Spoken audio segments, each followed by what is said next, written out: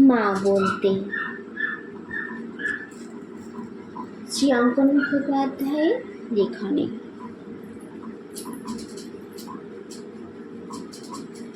মা বলতে গর্ভে ধরা আমার ক্ষুদ্র দেহ, মা বলতে এক পৃথিবী উজাড় করা স্নেহ, মা বলতে আমার শত অভিযোগের ঠাঁই, মা বলতে আর কিছু না, মা বলতে মাই।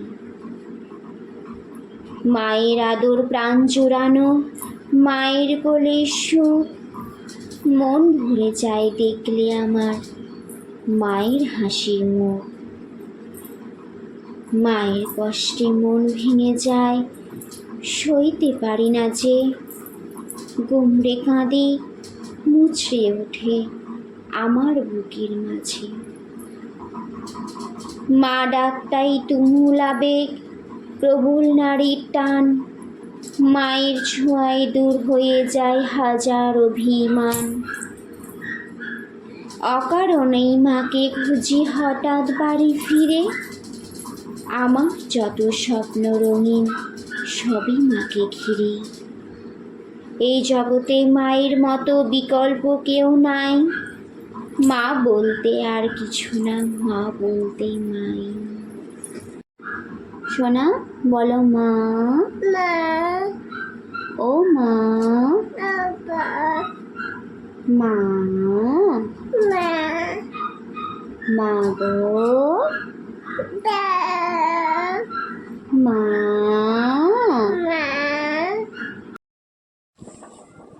পৃথিবীতে মানুষের আবির্ভাবের পরে তাকে প্রকৃতি লালন পালন করে আসছে।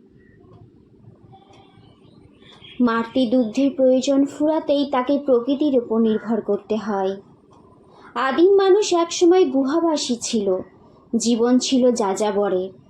ধীরে ধীরে আগুন এবং তারও পরে কৃষির আবিষ্কার তাকে যাযাবর জীবন থেকে অব্যাহত দেয়।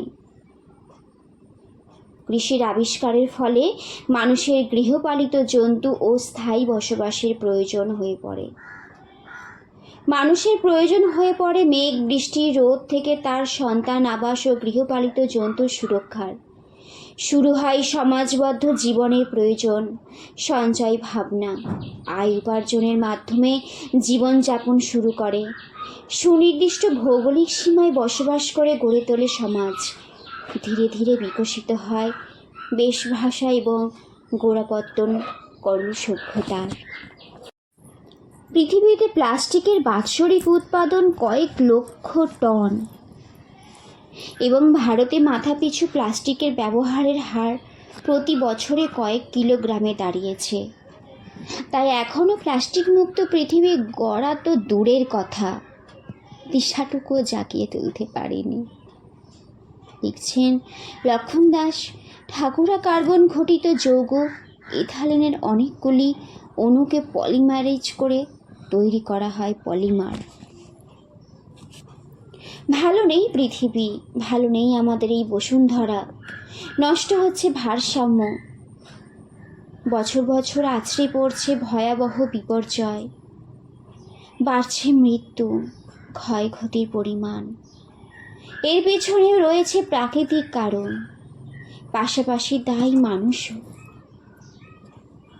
উন্নয়নের নেশায় মেতে ক্ষতি সাধন করে চলেছে। এই পরিস্থিতি থেকে পৃথিবী বা বসুন্ধরাকে রক্ষা করাতে হবে।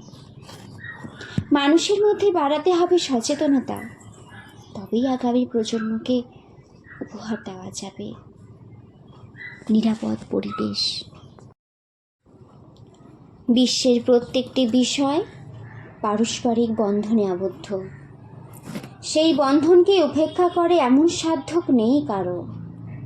পরিবেশ বিজ্ঞানীরা বলেন, এই বিশ্বে কোথাও সামান্যতম সমস্যা দেখা দিলেই তার প্রভাব পড়ে সমগ্র পরিবেশে। অন্য বছরের মতো এবারেও পরিবেশ দিবসের মতো দিনগুলিতে আমরা দাঁড়িয়ে বলি, পৃথিবীকে আমরা বসবাসযোগ্য করে যাব। কিন্তু সাম্প্রতিক পরিসংখ্যান বলছে আশ্বাসী সার, কেউ কথা রাখেনি। পরিবেশ দূষণ কমাতে নানা পরিকল্পনা করা হয়, কিন্তু তার কতটা বাস্তবায়িত হচ্ছে তা নিয়ে প্রশ্ন থেকেই যায়।